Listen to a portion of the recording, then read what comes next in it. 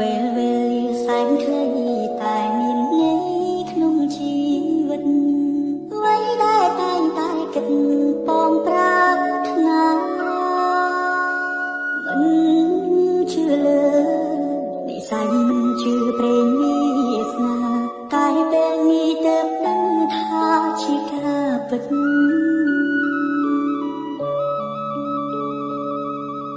ឆានជីវិតមានន័យព្រោះតែស្រីម្នាក់បងត្រូវជាប់ជុំពេញក្តីស្នេហា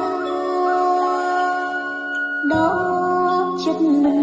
រួចព្រោះតែដួងកែវមេត្រាអូនជាទេពធីតា